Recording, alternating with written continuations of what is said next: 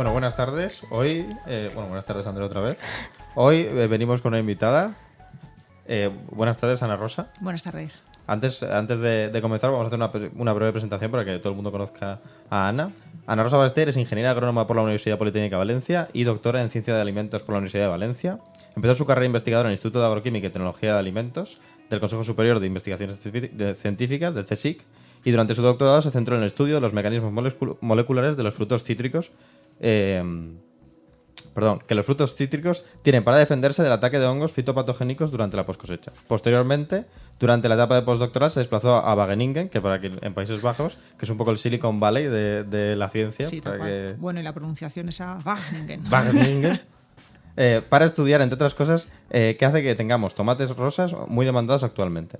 Además, estudió la regulación génica y metabolitos de diferentes variedades de pimientos más o menos picantes y posteriormente volvió a IATA, al Instituto de Agroquímica y Tecnología, donde actualmente es científica titular. La investigación que lleva ahora se centra en la búsqueda de nuevas alternativas de control a los fungicidas químicos que se emplean para eliminar los hongos filamentosos de los frutos.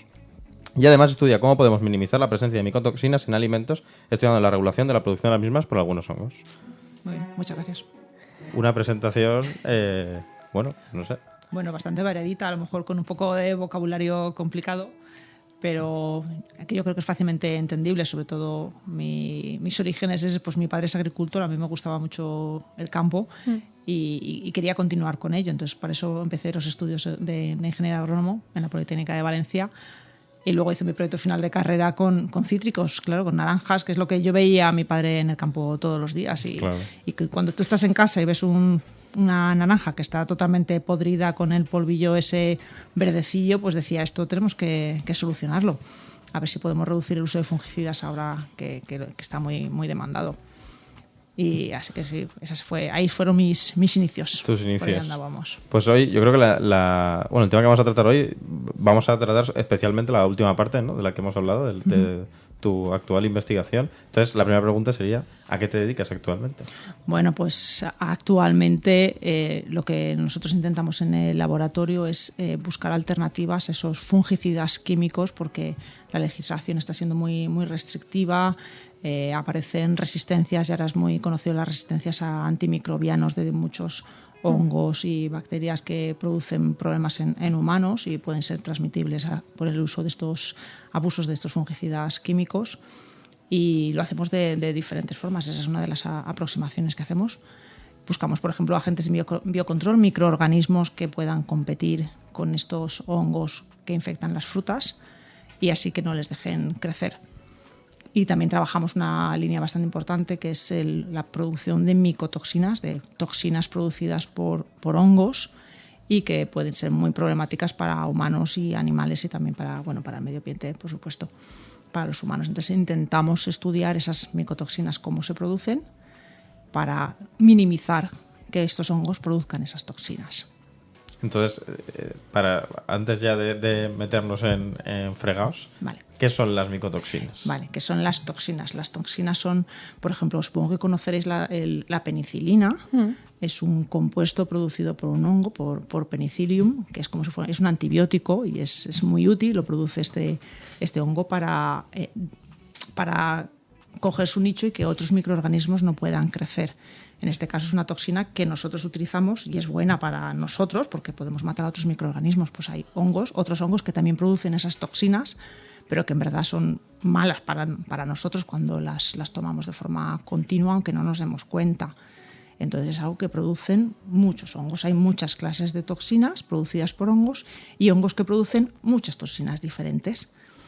Y eso es lo que más o menos estamos ahí estudiando y es un peligro importante. ¿Pero todos los hongos producen estas micotoxinas? A ver, no todos los hongos producen toxinas. Mis estudios se centran sobre todo en Penicillium expansum. Por ejemplo, cuando tenéis una manzana en casa que tiene una herida así de color marrón, muy blanda, generalmente está producida por este hongo que se llama Penicillium expansum y produce una toxina que se llama patulina. ¿Vale? Entonces, os voy a hacer yo también una pregunta. ¿Qué hacéis con esa manzana que tenéis podrida en casa?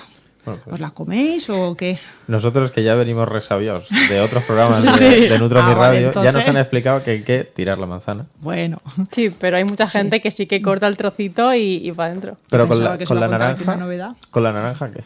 a ver, con la naranja Más difícil. es otro hongo primo hermano al que infecta manzanas y todavía ese hongo no se le conocen toxinas para humanos o para animales.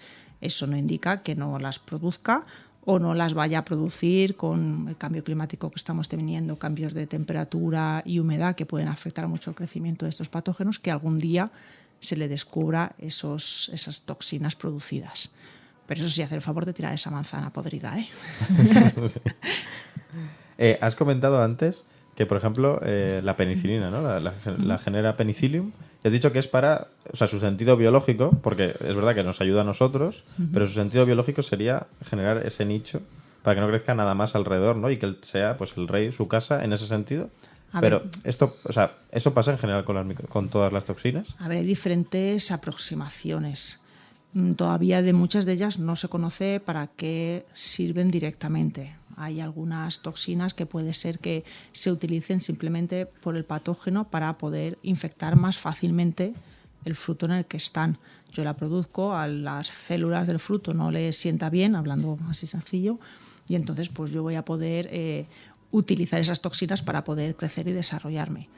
Y por supuesto la más conocida es eso, yo la produzco, a mí no me afecta, pero a mis vecinos sí. Entonces colonizar ese espacio para que no crezca nadie más que yo.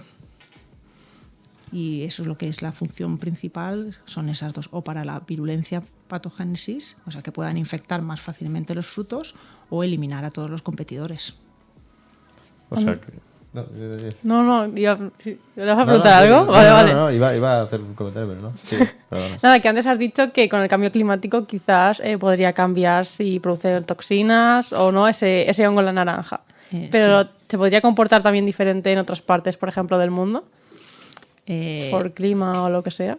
A ver, ahora se está viendo, por ejemplo, otro de los microorganismos con el que trabajamos es Aspergillus carbonarius, que produce ocratoxina, que es otra micotoxina, que claro, por ejemplo, y que infecta a uvas. Entonces tú una uva podrida no te la vas a comer, pero los zumos que se han obtenido a partir de esa uva podrida o los productos para bebés o el vino, el microorganismo no lo va a saber, pero la toxina sigue estando.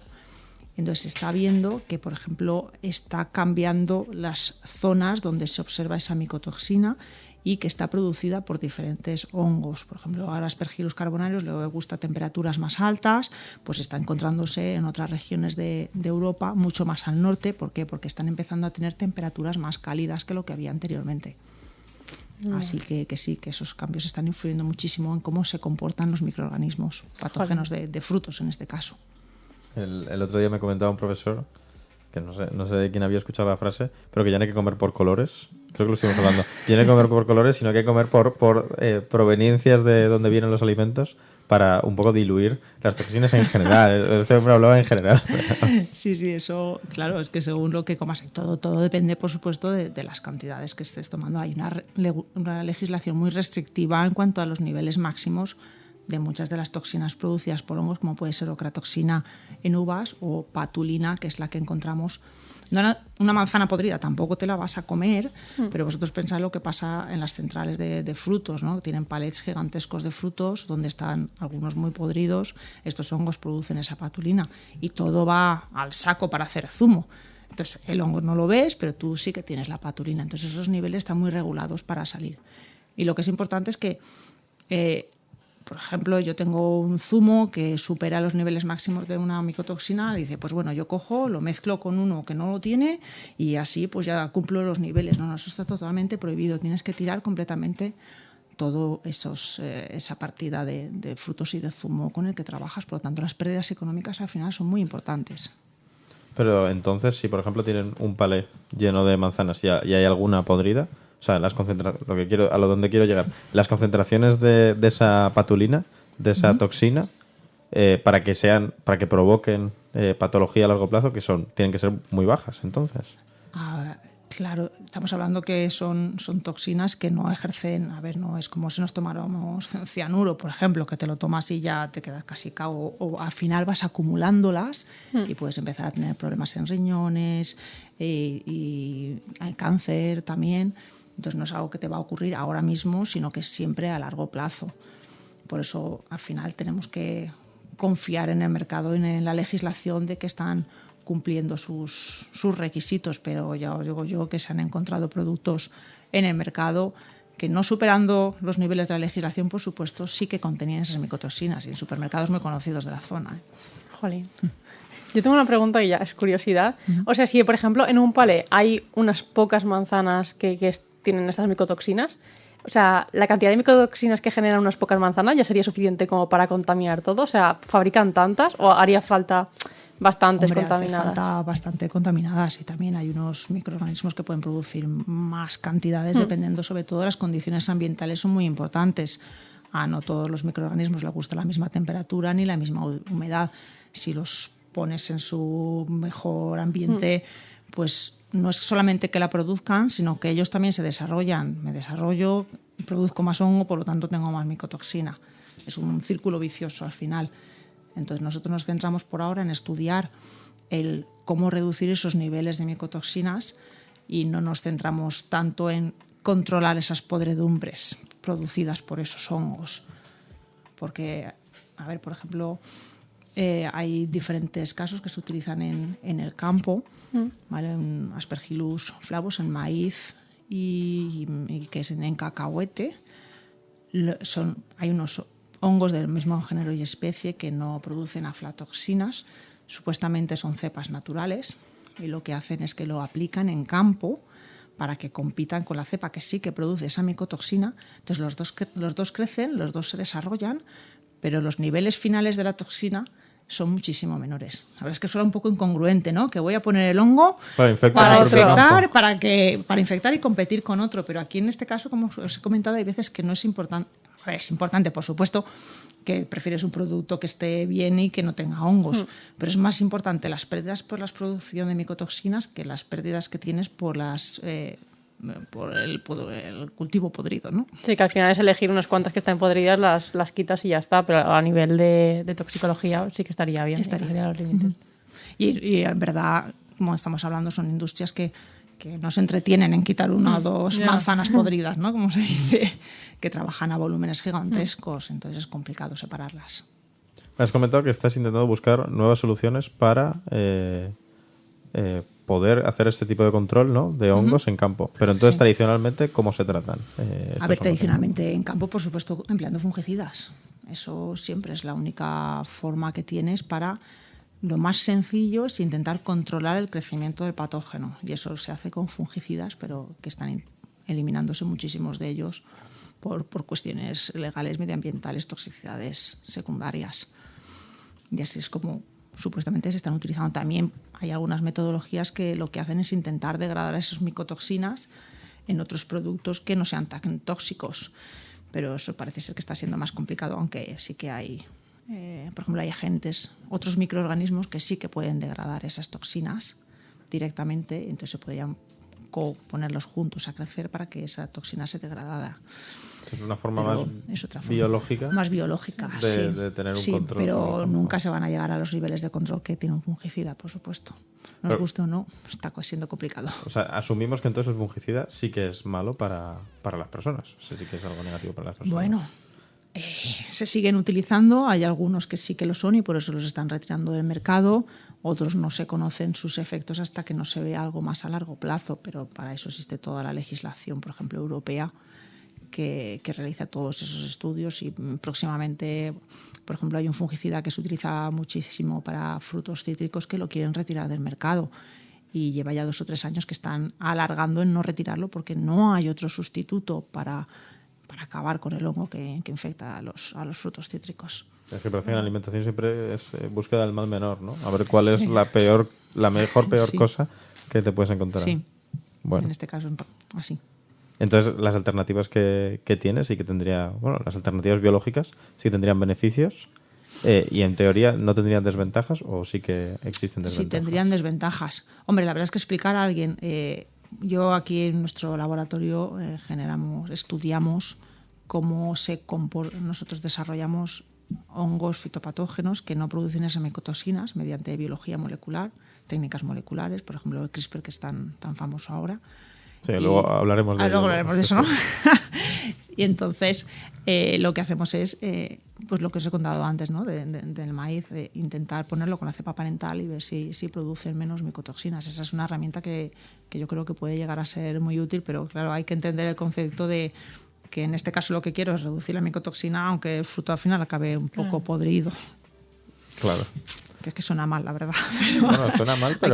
hay que saber entenderlo, ¿no? Para cuál es el sentido de todo ello. Si cambias la filosofía, si vas un poco siguiendo lo que son las...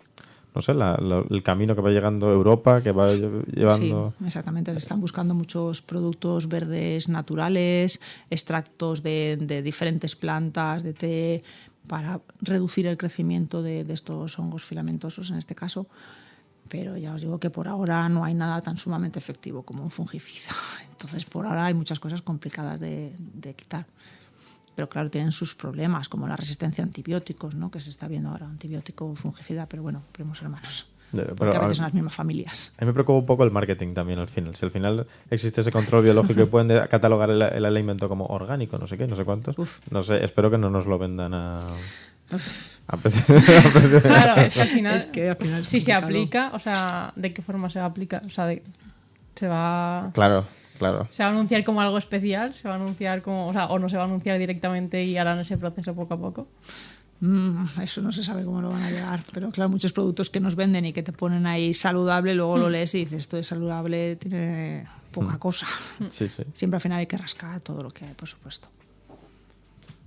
Uy. Pues ya has comentado un poco el tema de agentes. Bueno, ha salido la palabra biológico en la conversación. Entonces, ¿qué son los agentes biológicos en general? Vale, los agentes de control biológico pueden ser organismos o insectos que lo que hace es que se aplican en campo, por ejemplo, y lo que hacen es que crecen y reducen el crecimiento de un patógeno. Lo pueden hacer de diferentes formas, por ejemplo, por parasitismo.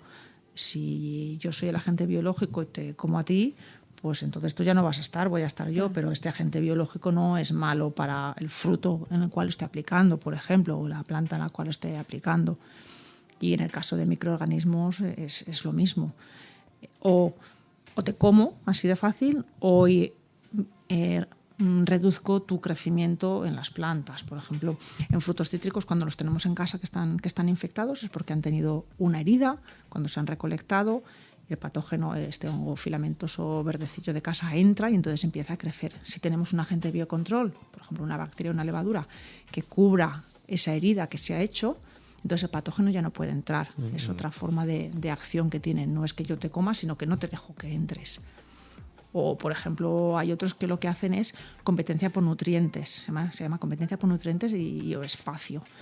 Si a ti te hace falta un micronutriente, el hierro, pero en verdad el agente biológico lo captura antes de que tú, como hongo patógeno, lo utilices, pues no vas a poder desarrollarte porque ya me lo he llevado yo como agente de biocontrol. Entonces son microorganismos o insectos naturales que compiten contra los hongos patógenos de plantas, en este caso que estamos hablando. Insectos, por supuesto, contra hongos no mucha cosa, pero otros microorganismos sí. Pero entonces el agente biológico en este caso nos acabaríamos comiéndonos los otros en algunos casos. Igual en el cítrico quizá no, porque tiene la piel, ¿no? A ver, el cítrico lo quitarías porque las pieles, pues para hacer una tarta te la comes, pero generalmente tenemos que lavarlo todo siempre, ¿no?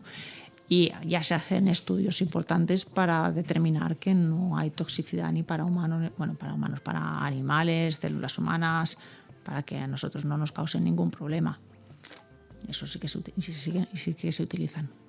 Pues es que yo, tal y como lo cuenta, o sea, yo tiraría por esa dirección. Quiero decir, yo soy Europa y digo, pues inféctame el campo, si luego me da igual. O sea, ¿sabes a lo que me... Claro, a ver, los agentes de biocontrol están muy bien, pero lo que os he comentado, que a lo mejor encontrar uno que en verdad sea efectivo frente a ese hongo patógeno que queremos eliminar de los frutos es un trabajo muy laborioso que nosotros ahora estamos haciendo en el laboratorio con diferentes proyectos que nos han dado financiación para poder estudiar agentes de biocontrol para controlar Penicillium digitatum, que es el hongo verde que tenemos en casa en las naranjas, y Galactomyces tritiauranti, que es el que produce la podredumbre amarga, así cuando huelen un poco mal las naranjas, así un poco blandas, es este hongo, y estamos trabajando en ello, buscando microorganismos de la superficie mismo de los frutos que puedan competir y reducir el crecimiento de los dos hongos patógenos que os acabo de comentar. O sea, Estamos totalmente metidos en ello ahora. De la superficie del fruto. De la superficie, o sea, coges un fruto, quitas los bichos, vamos a decirlo muy mal dicho, sí, los bichos. de la superficie, miras a ver qué hay y miras por qué es resistente. Claro, a ver, lo que se supone en este proyecto, lo que queremos es un microorganismo que luego pueda crecer también en esos frutos, ¿vale? Un agente de biocontrol que pueda crecer en los frutos y competir frente a este hongo patógeno. Competir, ¿cómo? Eso también lo estudiamos, ¿no? ¿Cuál es el mecanismo de acción que decimos? ¿Cómo haces tú para que el hongo no crezca? Entonces lo recoges de la superficie o de zonas cercanas de los mismos frutos, porque necesitamos que luego se desarrollen allí. Si, por ejemplo, me voy a una nave industrial y cojo los microorganismos que hay allí, a lo mejor luego los ponemos en campo y no se desarrollan porque las condiciones no son adecuadas. Por eso es interesante intentar sacar esos microorganismos de los mismos ambientes en los cuales luego vayan a crecer. Por supuesto, luego haces muchísimos estudios para ver de los miles que tenemos en este momento en el laboratorio, que aquello es una locura, cuál de todos puede ser más o menos efectivo, y luego pues tenemos que saber cómo se llama, porque ves muchos colores de microorganismos que has aislado, pero no sabes quiénes son. Y alguno de estos a lo mejor es tóxico, patógeno para humanos y por supuesto ya no lo podríamos utilizar. Entonces luego los caracterizamos, les buscamos su nombre, quién es y si tiene pues alguna resistencia para antibióticos. Entonces pues por supuesto esos no se utilizan. Y luego todo llegaría, si encontramos uno o varios microorganismos que fueran muy, muy efectivos, pues luego hay que desarrollar el producto, comercializarlo y todos los estudios pertinentes de problemas medioambientales, humanos, animales, todo lo que ello conlleva. O sea que tener un producto en campo es muchos años de estudio y muchísimo dinero para poderlo licenciar. Por eso siempre estos trabajos van acompañados de empresas importantes del sector. Entiendo que estos agentes biológicos también serían específicos a patógenos, o sea, como algunos pesticidas, por ejemplo. Entonces habría que aplicar tantos agentes biológicos como patógenos que queramos controlar. A ver, pueden haber algunos que sean más de amplio espectro, que se dice. Nosotros en este caso intentamos que actúen frente a 2 o 3 de los hongos que afectan a cítricos. Por este mismo motivo, porque ya que cuesta tanto desarrollar estos productos, que sea más efectivo frente a otros hongos. Si es frente a estos, a lo mejor lo es frente a otros, pero eso yo ya no lo sabemos. Eso es algo que cuando tengamos algunos 2 o 3 buenos, sí, si queremos amar, pues seguiremos con ello. Pero sí, ahora estamos inmersos en un proyecto de ese estilo. ¿Y hace falta que el agente biológico esté vivo para que actúe? ¿O podría no necesariamente crecer? Entonces eso sería más fácil, pues digo, pues lo tiro muerto, vamos a decir, o liofilizado, de la forma que sea, y a ver si, no sé, algo que tenga el Vale, todo depende de, como os he comentado, de su mecanismo de acción, cómo actúo yo frente a ese patógeno. Si lo que tengo que hacer es crecer en la superficie para tapar esas heridas, pues si estoy muerto no voy a tapar nada, por lo tanto no va a funcionar. Si lo que necesito es eliminar el nutriente necesario para el hongo filamentoso contra el que quiero actuar, también necesito estar vivo, porque si no tampoco voy a eliminar los nutrientes. Pero, por ejemplo, si lo que pueden hacer también es inducir resistencias en los frutos, o sea, yo te pongo a un microorganismo y el fruto se da cuenta que tengo a alguien por la superficie, pues el fruto también responde y dice, oye, que tengo a alguien, necesito defenderme. Entonces digamos como que se está preparando para otra infección.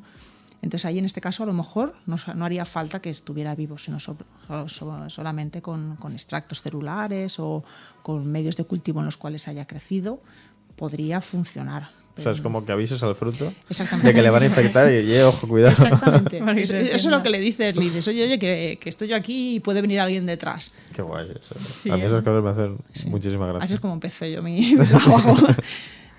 ¿Y cómo los descubrís? O sea, ¿vais a sitios y cogéis al azar, por ejemplo, en la tierra o lo que sea? Decir, vamos a hacer crecer esto, a ver si funciona. Pues ahora el proyecto que tenemos estamos también con una empresa que nos suministra los frutos. Le hemos pedido que sean de campos con diferentes condiciones ambientales, o sea, que tengan humedad o tengan más sequía, que sean del norte o del sur de la Comunidad Valenciana. Bueno, en este caso es un proyecto financiado por la Generalitat Valenciana, entonces pues son de la comunidad. O que sea un campo orgánico o de cultivo convencional, que se llame. Y varias variedades, porque claro, no todos los microorganismos crecen igual dependiendo de la variedad que sea. Vale, Y dependiendo del campo en el que venga. Entonces hay cosas muy, muy curiosas que nos hemos encontrado. Yo recuerdo de la empresa que quería que introdujéramos una variedad porque ellas decían que siempre les tenían más resistencia, que aguantaban más siempre en las cámaras. Y fue la última muestra que nos llegó ahí en el laboratorio. No, que esta no la hacemos, que ya hemos pasado tiempo. Y no, venga, vamos a sacarla, que decían que es interesante. Pues que es que de esa variedad hemos encontrado una de microorganismos que inhiben el crecimiento, es una pasada. Y estamos ahí en ello. O sea que las condiciones ambientales influyen mucho en lo que hay en la superficie y que puede influir también en los hongos que van a infectar luego esos frutos. Es un trabajo que se ha hecho mucho en manzanas y sí que está demostrado que funciona. Y hay un producto ahora para ello. Sí. Manzanas. ¿Sí? ¿Ya se están comercializando entonces este tipo de productos? Sí, manzanas sí. Pues... Interesante. Sí, no, y tan interesante, vaya, y tan interesante. Y, o sea, se puede adquirir, en plan, los agricultores pueden ir y comprarlo ya, o... A ver. Claro, el tema de la legislación europea. Claro. Eso es una... Sí, sí. Claro, o sea, si ya se ha sacado para manzanas, o sea, yo como agricultor podría ir a aplicarlo en mis campos. A ver, o no. No sé decirte porque a veces son de empresas bastante importantes, comercializadoras, y no sé hasta qué nivel si un agricultor particular podría ir a comprar ese tipo de productos. Pero algunos sí que se... específicamente, la verdad es que yo creo que sí que se puede comprar, pero ya no me digas dónde, porque yo ya no he salido de compras. Claro, pero al final... O sea, y ya vamos a entrar en un tema que la semana pasada ya comentamos que no le íbamos a hablar, la semana pasada, Sí, sí. no, la semana anterior comentamos que no íbamos a hablar, que es el tema, ya lo has dicho antes, el tema de CRISPR, bueno, has dicho CRISPR, Sí. el tema de la legislación europea y... Es que no sé cómo abordar esto. El tema de la legislación europea y lo que aplicas tú en tu propio campo. Porque si, por ejemplo, llego yo y te digo que en mi campo de manzanas, en este caso, es orgánico y tal, no sé qué, y descubres que yo he aplicado un agente de control biológico que está medianamente estudiado... Bueno, estará bien estudiado, imagino, ¿no? Estará bien Hombre, estudiado. debería, si Pero está en el claro, mercado, sí. la EFSA en teoría debería haber dicho, en este caso la EFSA, debería haber dado su aprobación y el Consejo Europeo ha dicho, ok, ¿puede usted utilizar este agente biológico o no? Porque si luego no lo omiten en ningún lado, ¿quién sabe lo que estás utilizando en tu campo? Bueno, aquí luego ya influye la ética de cada una de las personas. Claro, claro. Pero ¿hasta qué punto tú sabes que está mal o bien usado? ¿Hasta qué punto? ¿Tú como consumidor o tú como productor? Como productor. Como productor, hombre, a lo mejor un pequeño agricultor no sabe exactamente, pero bueno, luego están las cooperativas y las distintas asociaciones en que estas cosas deberían conocer la legislación y saber qué productos se pueden aplicar en qué condiciones. Sí, y bueno, y leerse las instrucciones de todos los productos, como hacemos como deberíamos hacer todos antes de utilizar un producto que no conocemos. Luego que un agricultor te diga que estoy con un campo orgánico y empieza a tratar allí como si fuera mañana, como hubiera un mañana, pues al final pues va a ser que es la ética de esa persona quien está diciendo una cosa cuando en verdad no la está haciendo. Pero ya hay que intentar cumplir la legislación, por supuesto. Ya. Y pasando ya a la parte de la legislación, has comentado lo de CRISPR. CRISPR, para quien no lo sepa, es un proceso de edición genética, ¿no? Vale. Pero aquí hay como un cacao. Yo cuando vino Pedro Martínez Culebras, vino y explicó un poco lo de los transgénicos, ¿no? Sí. Estuvo hablando. Entonces, nos gustaría que pudieses explicar brevemente, porque sé que este tema es largo, Sí. cuál es la Muy problemática complicado. actual del tema de los transgénicos y qué es CRISPR. O qué es la edición genética en general. No sé, ver. cuenta lo que quieras. A ver, edición genética ha habido toda la vida. Quiero decir, se hacían cruces entre diferentes variedades para al final obtener los tomates que nos comemos ahora. No son los tomates originales que existen en Sudamérica. Las personas, los agricultores, las personas que trabajan con ello, se entretenían en hacer cruces y decir, oye, de esta planta me gusta este que es más grande y del otro me gusta este que es mucho más rojo. Y empezaban a hacer cruces con ellos y obteníamos los tomates pues que tenemos ahora, por ejemplo. Entonces eso es una edición genética. Una hibridación, podemos decir natural. Bueno, natural, pero es una persona quien está haciéndolo para que esta planta con esta planta al final se encuentren. Lo que pasa es que luego pues, está la edición genética que podemos hacer en el laboratorio. Es decirle, bueno, yo voy a ponerte este gen o voy a quitártelo porque yo sé que poniéndolo o quitándolo voy a tener un producto con unas características adecuadas. Entonces, eso de que hagamos cosas en el laboratorio muchas veces está un poco mal visto. Porque siempre al final los científicos muchas veces pecamos de que estamos en el laboratorio y no hacemos publicidad o divulgación de qué es lo que hacemos y cómo lo hacemos, pero muchas veces hay grupos ecologistas que hacen el contrario. Esto siempre es malo, esto no lo puedes comer, no lo puedes utilizar porque es transgénico.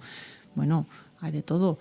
Tenemos que mirar que nosotros hacemos nuestros estudios, nuestros trabajos para que todo aquello que al final llegue al mercado pues sea seguro y saludable. Entonces ya me he liado. ¿Cómo no? No, la pregunta era... Nada, sí, entonces, vale, eso es una edición genética que podemos hacer en el laboratorio.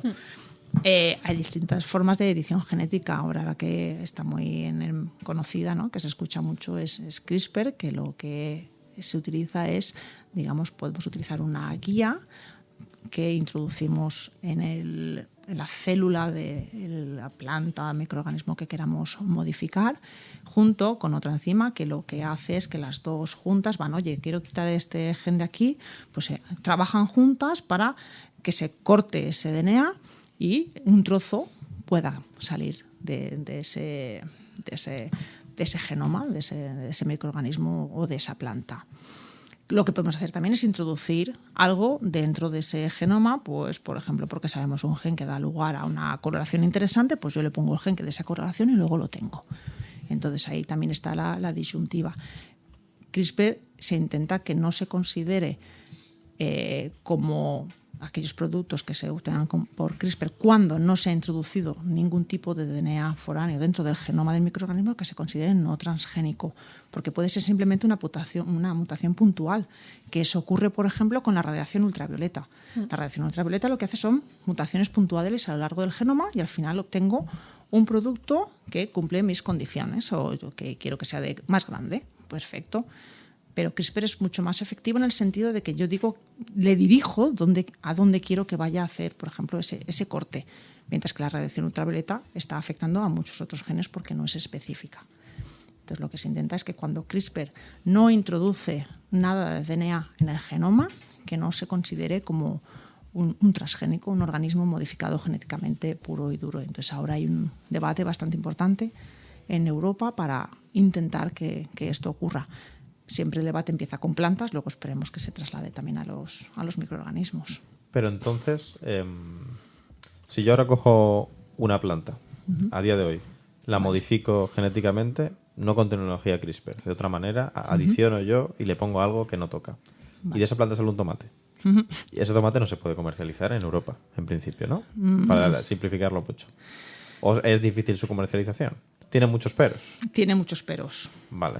Vale, alguno de los problemas que tenemos en Europa, y que esto puede ir en colación con todas las huelgas de agricultores que hemos tenido estos días, ya, eso es otro tema. es que puede ir un poco a colación porque es uno de los temas candentes, es que Europa es muy restrictiva y no deja que cultivemos ningún organismo modificado genéticamente, excepto creo que solamente es el maíz BT, un maíz modificado genéticamente para que un gusano el taladro no se coma todas las plantas, ¿vale? Es lo único que creo que podemos cultivar en Europa. Y entonces Europa es muy restrictiva respecto a eso, pero no es tan restrictiva en que traigamos de fuera soja modificada genéticamente para nuestros productos. O sea, de fuera sí lo podemos traer, pero no lo podemos cultivar aquí. Yo creo que al final eso, en mi opinión, es que es un sinsentido, ¿no? Porque lo que están perdiendo son los agricultores de aquí, que todos esos beneficios que podría tener, por ejemplo, esa soja transgénica en cuanto a cultivos y a ganancias económicas, menos pérdidas, lo estamos trayendo de fuera, porque aquí con lo que tenemos no nos funciona. Entonces, ahí yo creo que esas cosas tendrían que ir cambiando y o no las traemos de fuera, cosa que tampoco le veo muy sentido, estamos en el mundo y tendríamos que intentar hacer las cosas aquí, es verdad, pero a veces no se puede, o intentar modificar esa legislación para que también lo podamos cultivar aquí, si no es que no tiene sentido. Bueno, yo tiré un dato que solamente el 7% de los productos que se generan en España se consumen en España. El resto es pues se exporta y obviamente se importa a España. Sí, nosotros exportamos muchísimo fuera. Cítricos, yo creo que ya nos está ganando, no sé si China o Brasil, me parece, pero además los mayores exportadores de fruta fresca, ¿vale? Que eso es importante en este caso. Y sí, exportamos muchísimo y Europa también importa y exporta. Bueno, Holanda creo que es la mayor exportadora de arroz. Y dices, ¿dónde están sus campos de arroz? No, ya ves. Eso es un poco curioso, pero bueno. Pero sí. Claro, es curioso que exportemos mucha fruta fresca y luego te vas al supermercado y de aquí Y te la traen hay poco. de fuera. Exactamente. Claro, La traen de fuera, Es sí, como, eso es un jolín. dolor y dices, pues ahí estamos pecando, que nos reconocen fuera que somos muy buenos, pero no lo reconocemos a las personas que en verdad están trabajando Claro. para ello. Exactamente. Es que... Es un grave problema, sí. Pero a mí me parece curioso y ahora ahora vamos a hablar del tema de que hace unos días la Unión Europea ya votó por fin a favor de las llamadas New Genomic Techniques, Sí. que yo no veo muy bien, no entiendo muy bien el concepto. Vale. Porque en teoría lo que han aceptado, o lo que yo he entendido, lo que han aceptado es que hay dos tipos, ¿no? De plantas, porque esto solamente es en plantas, esto es Sí, en importante, plantas. luego En llegará plantas. lo demás.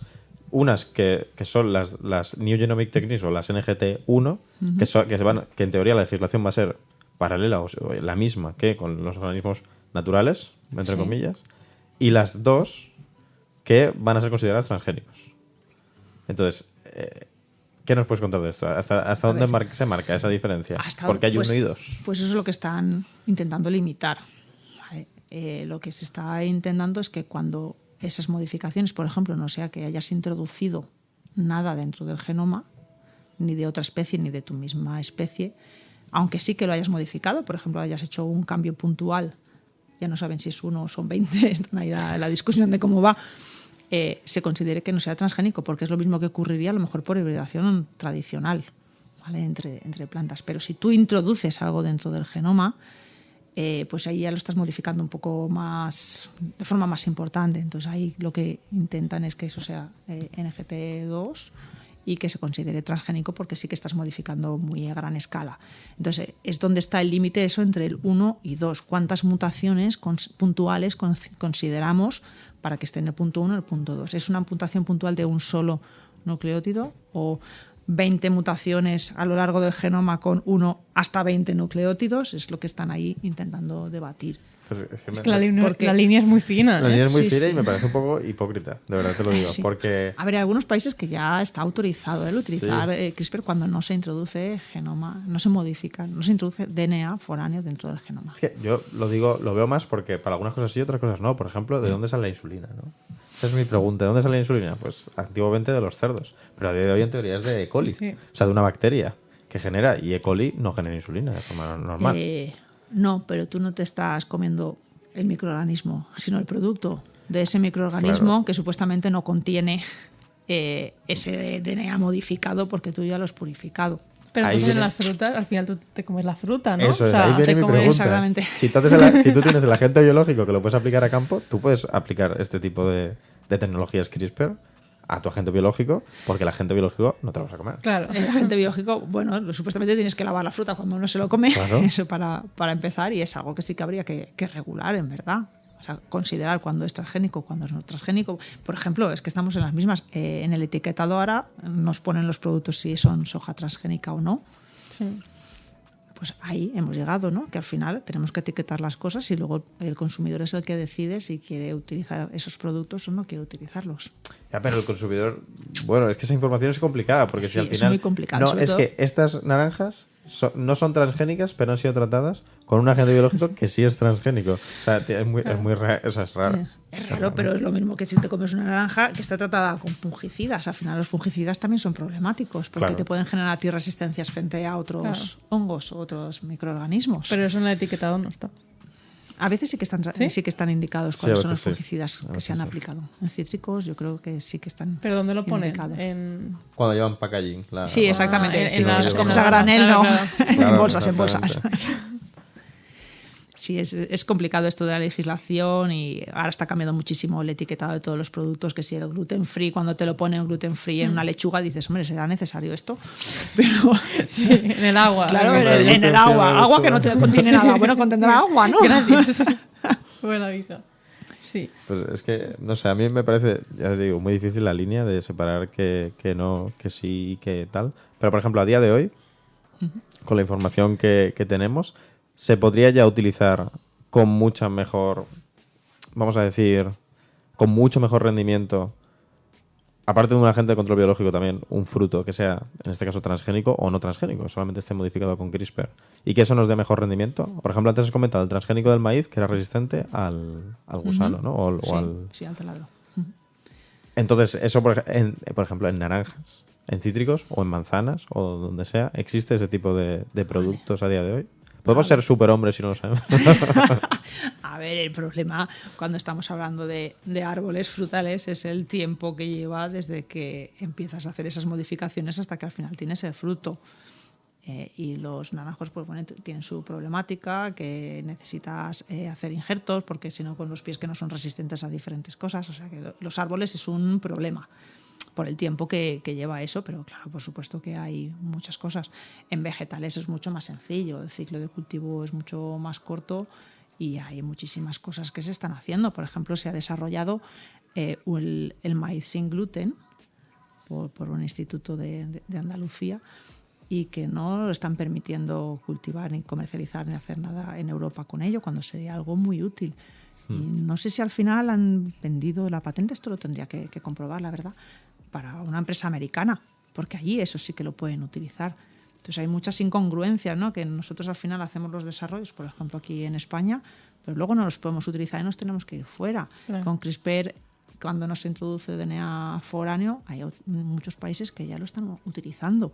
Por ejemplo, si existen las manzanas que no pardean, ¿vale? Han modificado una enzima para que no cojan ese color marroncillo cuando partimos una manzana, y se están comercializando. Pero no funcionan. Aquí. No, aquí no. No, aquí Se ya podrían imagino, utilizar. Y también hay Claro. champiñones que son exactamente igual, que cuando los partes, pues normalmente también pardean, se te ponen de este color marrón, y también se han modificado genéticamente y se están utilizando y comercializando en otros países, pero aquí en Europa ni entran y yo no sé si entrarán. O sea, que muchas veces intentamos desarrollar muchas cosas y la legislación nos lo prohíbe. Que también está bien que controle, por supuesto, que al final aquí no podemos hacer lo que queramos casi, ¿no? Que puede haber muchos peligros, pero hay otras que para mi punto de vista son muy de cajón y no lo podemos utilizar. Claro, es un poco la incongruencia también de Exacto. unas cosas y otras. Sí, sí. Y más ahora, ¿no? Que parece una... Bueno, no parece. Yo creo que es una emergencia. El tema del control de plaguicidas en campo, el tema de las producciones, el cambio climático que está haciendo, pues que de repente caiga granizo en el mes de mayo y te tire todo el campo a... Exacto. Y las sequías que estamos Las teniendo, sequías o sea, también. es que nos van a cambiar los ciclos de cultivo de forma muy importante y tenemos que hacer estudios de ese estilo para intentar solventarlo. También hay que ver qué es lo que queremos. Queremos seguir produciendo. A veces tampoco es necesario, sino hay que saber utilizar lo que tenemos en este momento en el mercado y no traernos cosas de la otra punta del mundo cuando a lo mejor tenemos las naranjas en la esquina y no las conocemos. Está bien la internacionalización y a veces es un problema también. Sí. Yo tengo una pregunta que no sé, para los dos. ¿Por qué el maíz sí que está permitido y lo demás no? ¿Ya me lo preguntas? No sé, yo digo a ver si tú lo sabes. Porque hay unas pérdidas tan importantes y fueron de las primeras cosas que se introdujeron, yo creo que en Europa, y se estuvo estudiando y parecía que sí que funcionara. No sé qué hay más allá de que eso se haya probado y el resto no, porque además eran compañías muy, muy importantes. Pero yo creo que se autorizó antes del boom de que no tenemos que utilizar transgénicos y tal. Y porque es que tampoco había nada para controlarlo. El fungicida, el insecticida que se utilizaba frente al taladro, lo tenían que retirar del mercado y no había otra solución. Entonces, o era eso o por ahora no había nada. Y ahora es lo que más se está cultivando, ese tipo de maíz en España. O sea que también era un poco era importante. Claro, pero que sí, que no. Ya, por eso, Exactamente, por eso. porque ¿quién Por pone eso. el límite de qué cosas podemos hacer Ya. y qué no? Pues Por sí. las pérdidas económicas, un poco, también. Bueno, pero prioridades económicas. Ya, claro, por claro. supuesto. El que tiene un campo de naranjas le da Por igual el supuesto. maíz. Exactamente. Pero Por en eso ese digo momento. que- Exactamente. Sí, en naranjas es complicado porque es todo más a largo tiempo. Pues bueno, es que yo creo que hemos tocado Bueno, todos los temas que queríamos tocar. Falta la última pregunta, que eso me interesa bastante. La de... Claro. Hazla. Si esto llegase a aplicarse al mercado, ¿vale? O sea, que se pudiesen, digamos, eliminar los pesticidas y tratar con estos agentes biológicos, bueno, o el tema genético, ¿afectaría algo al consumidor? Por ejemplo, bajadas de precio porque se reducirían las pérdidas o, no sé, algo similar. O sea, yo como consumidor lo llegaría a ver. Vale. Eso habría que hablar con las empresas que comercializan esos productos. Porque estamos otra vez con la huelga de los agricultores.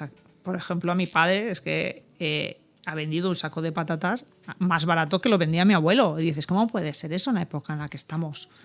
¿Vale? Entonces, muchas veces esos incrementos de precio, el agricultor no se entera del tema, sino que al final lo paga el consumidor. Entonces, respecto a tu pregunta, pues tendríamos que ir a esas grandes empresas comercializadoras y empresas de logística que se encargan de esto. ¿Deberían bajar el precio? Hombre, pues deberían, por supuesto, y pagarle más a las personas que en verdad son las fundamentales dentro de esta línea, que es el productor, ¿no? El agricultor y agricultores que están trabajando para ello. Y al final son los que son menos beneficiados, los que más horas están y menos beneficios tienen. Sí. Que estaría bien que bajaran los precios de algunas cosas, sí, pero que todo sea dentro de unos límites y en concordancia, ¿no? Hemos visto que hay muchísimos productos que suben su precio 6 veces, 10 veces más de lo que... Y dices, ¿pero cómo puede ser? Pues igual, cuando sube la gasolina siempre sube, pero luego nunca baja, ¿no? Con los alimentos está pasando últimamente lo mismo, que suben, pero nunca bajan. Y al productor siempre le pagan menos. Sí. Yeah. Pues deberían hacerlo, mira. No sé. Es muy pesimista todo esto. Sí, la verdad es que sí. Mi hijo dice, pues yo voy a seguir la línea del yo voy a hacer agricultor. Y yo digo, madre mía, yo pues algo tenemos que pensar. Porque no, si no, agrónomo mejor. Agrónomo mejor. Bueno, agrónomo, ya estoy en la ciencia ahora. O sea que... Ya, bueno, pero bueno, todo encaminado, ¿vale? Solo iba por lo mismo, porque yo veía los campos de mi padre de naranjas, por eso me metí con naranjas y decía, bueno, algo hay que hacer aquí. Y mira, aquí estamos. Por eso. Hombre, hablando final, de toxinas y... Exactamente, al final tu investigación a mí me parece... O sea, yo cuando estuvimos hablando antes de hacer el programa, me pareció súper chula, porque encima está abajo, somos el mismo departamento, como el mismo grupo, mejor dicho, y no, yo no tenía idea de lo que estabais haciendo, ¿no? A mí me pareció súper chulo, y siento que hemos dejado muchas cosas como por encima, como que hemos pasado muy por encima de algunas cosas, pero no sé. ¿Qué hago? ¿Te hago alguna pregunta de antes? Vale. Sí. Yo tenía una pregunta. Si teníamos un guión y luego al final. Ya, teníamos un guión y da igual, ¿no? Yo tenía una pregunta antes con el tema de las micotoxinas. Vale. Antes has comentado un hongo, o sea, una cepa de un hongo, ¿no? Que no generaba esas toxinas. Vale. Y que tú las utilizabas en campo para que compitiese con el otro hongo y que ese hongo no llegase a crecer y entonces tienes el menos malo, que es un hongo... Exacto. Vale, entonces... No hay ninguna forma de que consigas las dos cosas, de que no genere micotoxina y que luego ese hongo no llegue al fruto tampoco. Es que, o sea, no hay algo, la fórmula perfecta, ¿no? Sería un poco... Hombre, para mí eso sería la panacea ya. Estoy trabajando con Luis en el laboratorio y él se centra más en la parte de patogénesis, ¿no? ¿Por qué estos hongos se infectan? Porque el hongo que tenemos en casa que infecta las naranjas es primo hermano del que infecta las manzanas, pero entre ellos no pueden cambiarse de fruto. Y dices, ¿y por qué soy yo tan específico de naranja y tú tan específico de manzana, bueno, de la familia de manzanas rosáceas, manzanas melocotones? Pues eso es lo que nos encantaría saber. Entonces él se centra en esa parte y yo más en la parte de toxinas. Lo suyo al final sería llegar, por supuesto, a ese microorganismo que no produjera micotoxinas y que no fuera patógeno. Entonces eso sería ya maravilloso, ya lo podríamos aplicar en campo o en post cosecha y intentar eliminar del campo todos aquellos que sí que infectan y que son patógenos, pero bueno, no lo sé yo, si voy a tener que buscar a alguien que siga el trabajo, porque no sé yo si llegaremos a ello, pero bueno, por lo menos con las micotoxinas estamos trabajando y hemos visto cosas muy interesantes. Frente a patogénesis también hemos encontrado muchos genes que pueden estar implicados, pero a veces no es solamente un gen el que está implicado en todas estas cosas, sino que es una batería, conjunto de cosas los que están haciendo que el hongo infecte sí o no. Y a veces no solo del hongo, sino también el fruto es el que participa. O sea, es un ambiente, una interacción ahí importante entre estas dos partes y el ambiente en general. Y sobre todo, algo que os he comentado con los cambios de temperatura y humedad, está siendo algo complicado. Pero sí, yo creo que vamos en buen camino. Pero ahí vamos. Entonces tú podrías, por ejemplo, modificar a un hongo para que éste dejase de generar esa micotoxina, en principio. Claro, sí. Si tú sabes de dónde sale, ¿no? Sí, nosotros estudiamos las rutas de biosíntesis, ¿vale? Cuáles son los genes que dan lugar a unas proteínas que al final dan lugar a esa toxina.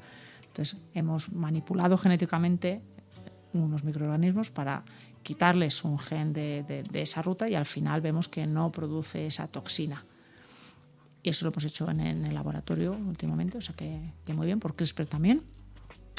Y hemos visto que sí, que aplicándolo junto con el que sí que produce esa toxina, hemos visto varias cosas. Algunas veces hemos visto que la cepa que sí que produce micotoxinas no se desarrolla tanto como esperábamos, ¿vale? Digamos que crece más la que no la produce y así tenemos también menos toxinas.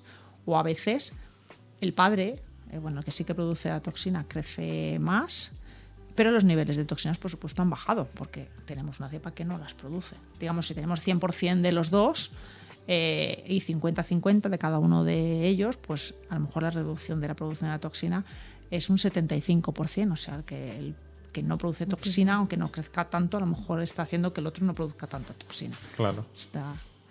Es complicado, pero sí que lo estamos viendo y sí que parece que funciona tanto en uvas como en manzanas. Y entonces, o sea, si al final el campo está infectado por hongos que no producen esas micotoxinas, yo como consumidor, si una fruta me viene con un hongo, podría cortársela, o sea, cortarle el trocito infectado y comérmela. Ahí lo hemos dado. Oye, yo creo que me has pillado, ¿eh? A ver, el problema es que tú en tu casa no vas a saber si es el hongo que produce la toxina o no. Entonces yo te sigo recomendando que tires el fruto. Vale, pero o sea, me refería a un futuro en plan en el que ya todos los campos estén con hongos y micotoxinas, etcétera. Bueno, entonces como también habríamos generado el hongo que no infecta, pues tendríamos siempre unas manzanas maravillosas. Perfecto. Pero a lo mejor saldría otro hongo que sí que infecta y que sí. sí que lo produce. Entonces, la ciencia no se acaba, así que sois bienvenido. O sea, que nunca te comas la fruta. Siempre hay algo que, rascar. rascar. Hombre, al final, no sé, es que cuando comentas la investigación me gusta porque la encaminas, ¿no? Por un lado, pero luego empiezas a decir todas las variables que hay y me parece titánico estudiar eso. O sea, entonces, igual esta pregunta es extremadamente abierta, pero ¿cómo estudiáis eso? ¿Cómo sabes, por ejemplo, qué gen es el que hace que ese hongo genere micotoxinas y cómo puedes eliminarlo, silenciarlo o la forma de lo que lo hagas para que no lo haga? Uy, madre mía, estoy hablando de forma más coloquial. Claro, es difícil. Es complicado. A ver, algunas veces que esta micotoxina que estoy hablando, por ejemplo, ocratoxina, está descrita en otros hongos filamentosos. Pues en ese otro hongo filamentoso que también produce esa toxina ya se conocen los genes que lo producen, pues tú ya sabes por dónde vas. Vale, entonces utilizas ya esa ruta que ya se conoce para intentar buscarla en tu microorganismo, haciendo análisis de secuenciación genómica, técnicas de PCR cuantitativa y transcriptómica, o sea, genómica masiva, secuenciación y bioinformática a 1000 para poder encontrar quiénes son estos genes. Eso también lo hacemos muchísimo en el laboratorio. Si no sabes qué genes son, pues mira, eso vamos a empezar a un proyecto también con unos brasileños, un estudiante que tenemos ahora, que ha visto unos metabolitos que los producen Penicillium digitatum y en ellos están interesados en eliminar esos metabolitos secundarios y no saben qué gen es. ¿Vale? Pero como tenemos el genoma secuenciado, saben cuál es la estructura de ese compuesto y dicen, bueno, para esta estructura deberían trabajar este tipo de genes. ¿Vale? Vamos a buscar si estos genes con esta función los tenemos en nuestro organismo. Vale, pues hemos encontrado 3 que podrían participar en la producción de este compuesto. ¿Qué hacemos? Los quitamos del genoma del microorganismo con técnicas de biología molecular, por CRISPR o transformación genética de otro estilo, por Agrobacterium. Lo quitamos y vemos si ese al cual hemos quitado el gen produce ese metabolito o no. Y vamos en buen camino, pues no lo sé porque ha empezado hace un mes y todavía no sabemos cómo va el asunto, pero tiene buena vas pinta. como filtrando, ¿no? Empiezas con una lista muy larga y dices, pues igual son estos los que pueden producir y tenemos la sospecha de que son estos por X o Y, ¿no? Exactamente, y entonces pues ahí tienes que ir eliminando. Detective. ¿Aceptaremos? Pues al final no lo sabemos, la verdad, hasta que no lo compruebes quitándolo y volver a ver si esos metabolitos se producen o no, pues no lo sabemos. Pero eso puedes hacerlo de 2 vías. O porque en otro microorganismo ya está descrito cuáles son los genes implicados y los buscas en el tuyo, los tiene, pues vale, entonces ya sé por cuál tengo que ir. O quiero este metabolito, tiene esta estructura. Para formar esta estructura necesito X tipo de gen. Lo busco, estos genes los tenemos, vale, pues entonces vamos a quitarlos todos a ver qué es lo que pasa. Y pues no lo sé, ya veremos, esperemos que salga bien. Pero es de distintas aproximaciones, digamos, de aguas arriba o de abajo para arriba. Del gen proteína metabolito o del metabolito proteína gen. Al final parece, o sea, a mí me recuerda a la gente se dedica a la ciencia que piensa al revés. Por ejemplo, cuando hablabas de infectar el campo para que se produzca menos toxina o que sea menos tóxico, ya para mí es al revés. Digo, estás haciéndolo ya al revés. Estás empezando la casa por el tejado. Pero no, en realidad tiene todo el sentido. No, claro. Al final tiene su sentido. Si lo explicas, yo creo que es fácilmente entendible. Lo que le cuesta mucho a la gente es eso, el intentar entender. Pero escúchame, ¿pero por qué vas a infectar el campo? Y digo, no, pero es que aquí lo importante no es el tener un campo saludable y maravilloso, sino es la consecuencia que tienes, porque a lo mejor no te das cuenta que ese hongo está ahí. Porque pensar en el maíz, ¿no? Que está aquí totalmente cerrado, que tú no ves cómo crece, que lo pongo en la planta, lo trituro todo y ya está, y no te has dado cuenta que a lo mejor eso está podrido. O sí, según la cantidad de podredumbre, claro. Yo tengo una pregunta, y es, ya por curiosidad, ¿cómo se infectan los campos tan grandes? O sea, hablamos de infectar campos. A nivel individual, o sea... ¿Cómo echas el claro, bicho? bueno. Sí, o sea, ¿qué vas? No puedes ir uno a uno porque pierdes tiempo. O sea, ¿cómo infectarías esos árboles? Bueno, yo te invito algún día, sí que es con mi padre ahí por el campo para aplicación de fungicidas, pero se hace igual, con las personas, con máquinas, sí, se hace igual. Vale. En campo, pues cosechas otro cantar, que se pueden hacer por máquinas, por lavados o en ceras, es diferente, pero sí, o a granel, echándolo así a mano por el campo. Claro, yo estoy pensando en un minifundio de los que tenemos aquí, los super mega campos gigantescos que hay por otros países, pues se hace todo a máquina. Yo me imagino sería igual. Curioso. A ver, sería un producto comercial, tú no darías al hongo ahí creciéndose por las manos. No, pero me parece curioso porque siempre eso, hablamos de infectar y yo... Claro, infectar es que suena... Claro, suena mal, suena muy mal, la verdad. Sí, suena muy mal. Pero bueno, si se empieza a abrir ya la mentalidad, igual... Bueno, el consumidor final al final va a tener que estar informado porque al final le llega siempre la información y parece que le llega tarde. Bueno, tarde no, pero no, la gente no se preocupa tanto o no tiene el tiempo de preocuparse tanto de qué le han pasado a las naranjas en el campo, no sé qué. Pero sí que es verdad que si tú a un agricultor a día de hoy le dijeras te voy a infectar el campo para que te salgan mejor las cosas. ¿Tú crees que, o sea, a día de hoy el agricultor te diría sí, estoy familiarizado con el término y por tanto, ok? O a día de hoy te diría, ¿qué está diciendo? Váyase usted de aquí. Te diría, váyase usted de aquí y entonces tú intentarías demostrárselo.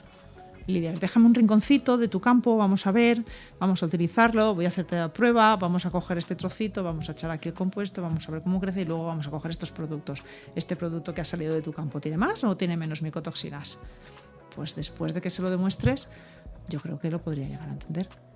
Y si le resulta más rentable porque ese producto luego no se lo van a retirar a la empresa en que lo lleve, pues yo creo que entonces sí que ya se lo pensaría más. Pero convencer es complicado. ¿Y aplicar este tipo de agentes biológicos de control no reduciría también la biodiversidad del campo en general? Aparte de la diana, que es, en este caso no quiero que crezca este hongo, pero a nivel general, el infectar, entre comillas, el campo también reduciría la biodiversidad de ese campo, ¿no? Bueno, depende de si este agente de biocontrol afecta también a el resto de microorganismos que hay en ese campo. Tú lo que intentas es buscar uno más concreto que afecte al tuyo y a primos hermanos, no a todo lo que tenemos por el campo. Es igual cuando se utilizan insectos para combatir insectos. Tú en verdad cuando tienes un campo totalmente infectado con un insecto concreto, lo que necesitas es quitártelo de allí. Lo que haces es que traes a otro que en verdad es patógeno de este y se lo come y ya no lo tienes en tu campo. Y generalmente este segundo que estás poniendo, el agente de biocontrol, no suele ser patógeno del resto de los insectos que hay alrededor. O sea, que intentas que sea un poco específico. Claro, es que yo estaba pensando, por ejemplo, en uva, que es tan importante que la variedad de la uva tenga tantos grados Brix para luego yo hacer el vino X e Y, y eso a lo mejor me baja mucho la calidad del vino final por el tema que sea. Pues igual una naranja, pues una está más buena, otra está más mala, pero está tal. Pero en ese tipo de productos que al final buscan a lo mejor un consumidor un poquito más experto, sí. Pues digo, entonces el consumidor final en este caso podría notar que la uva tiene o no llega a porque ha generado una resistencia de la uva. No sé si sabes por dónde voy. No, ahora más me he pillado, ¿eh? Al final si el microbioma del campo es tan importante, ¿no? Por ejemplo, en las resistencias, en que el fruto salga, pues este fruto sale mucho mejor. Si en este caso, por ejemplo, la uva, vale. Si tú aplicas algo y haces que la uva genere, por ejemplo, resistencias, vale. modificarías el producto final en ese sentido. Dentro de los agentes de biocontrol también se hacen estudios para saber lo que se llama que es el core microbioma, ¿vale? Cuáles son los microorganismos que están presentes mayoritariamente en una gran cantidad de campos diferentes, con condiciones de cultivo diferentes y con variedades diferentes, y los hay. Entonces, a lo mejor lo que necesitas es intentar que estos crezcan más sin tener tantos problemas, pero sí que existen. Tienes en cuenta la microbioma premia. Claro, a la vez que hacemos estudios de aislar microorganismos sueltos, también estudiamos cuál es la microbiota general de todo el fruto, para ver si de los que estamos aislando en verdad son generales en diferentes sitios o no. Y eso también es interesante. Y bueno, ya que has dicho esto de uvas infectadas, yo no sé si conocéis un vino y un champán infectado por botrytis, que es una delicatessen. ¿Ah, sí? Sí. A mí me encanta. Es muy difícil de encontrar y solo se da en condiciones climáticas muy concretas. Pero aquí en Utiel-Requena tenemos alguno. Sí. ¿Y eso se comercializa? ¿Cómo? Sí, yo tengo una botellita en mi casa. Así que eso os invito un día. Ah, pues. Sí. Qué curioso. Y el champán. Lo probé hace mucho tiempo. El champán me está costando encontrarlo, pero cuesta. ¿Y cómo puede encontrarlo la gente? Pues porque son bodegas muy especializadas.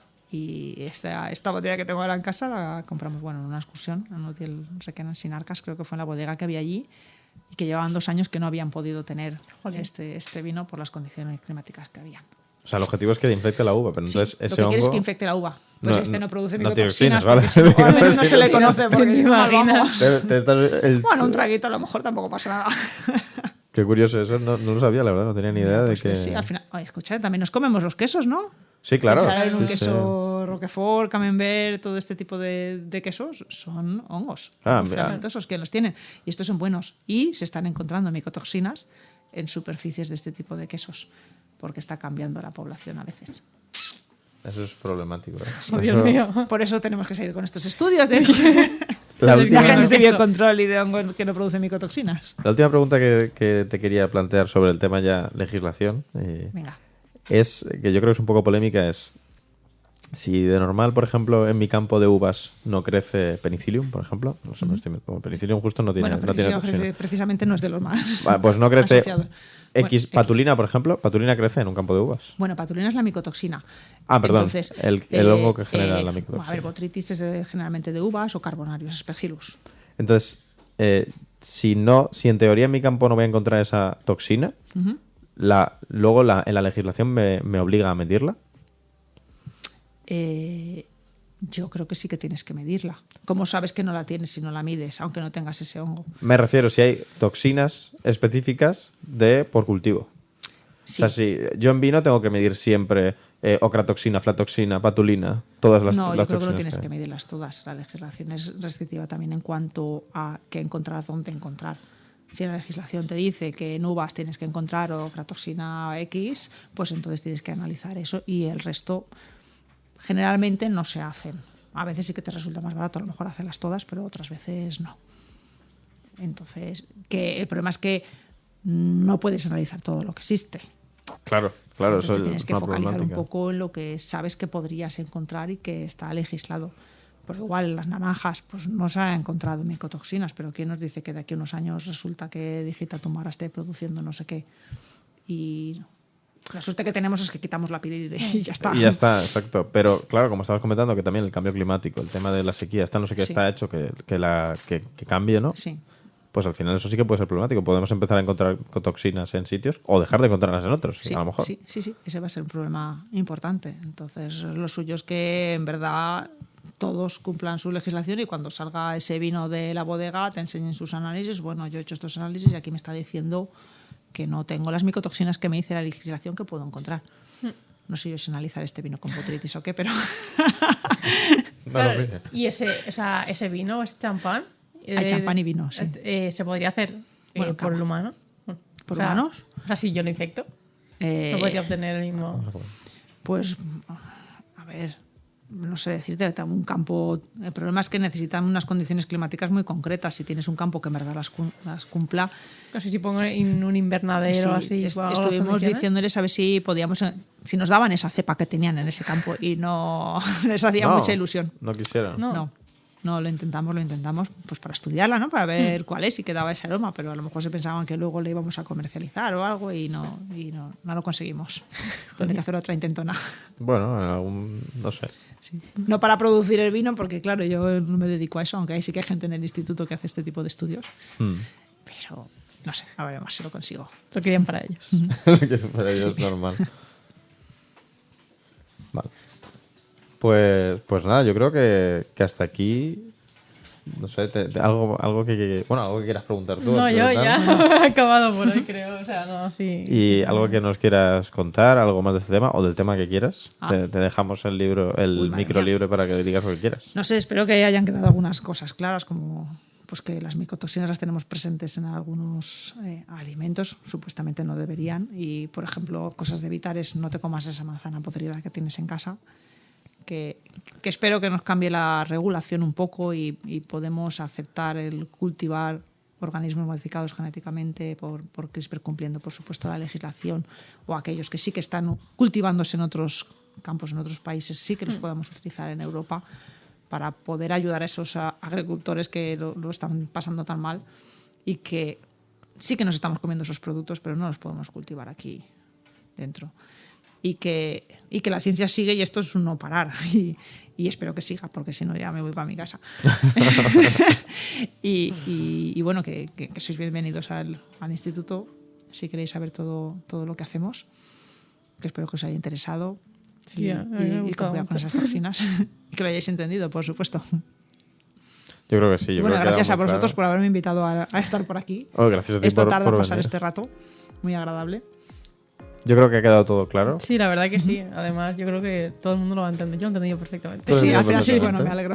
Perfecto. Pues bueno. nada, despides como siempre. Sí, nos despedimos por hoy. Muchas gracias por acompañarnos. Recordad que podéis escucharnos cada martes a las 5 de la tarde en la aplicación de Paterna Ahora o también en Spotify y iVoox buscando Paterna Ahora Radio y los capítulos de Nutromi Radio. De ahí podéis seguirnos en nuestras redes sociales, a Raúl como R. San Pedro Nutri y a mí como Nutromiciclo y al Instagram del programa como Nutromi Radio. Espera, antes de que acabes, perdón. Yo me llamo Pospaz _ y ata. Exactamente. Pondremos por aquí de todas maneras. Pero, ¿en qué red social estás? sí. En Twitter. En Twitter. Yo Vale. soy de Twitter, Vale. sí. Bueno, Instagram. Repítelo, por favor. Postpaz, acabado en th, _ y ata. Yo lo pondremos por aquí de todas formas. Sí, pero al bueno. inicio Gracias. y Para al la gente de final, audio. cuando la presentemos, lo ponemos debajo y así, ya está. Perfecto. Bueno, pues gracias Álvaro por ser nuestro realizador técnico. Hasta la próxima.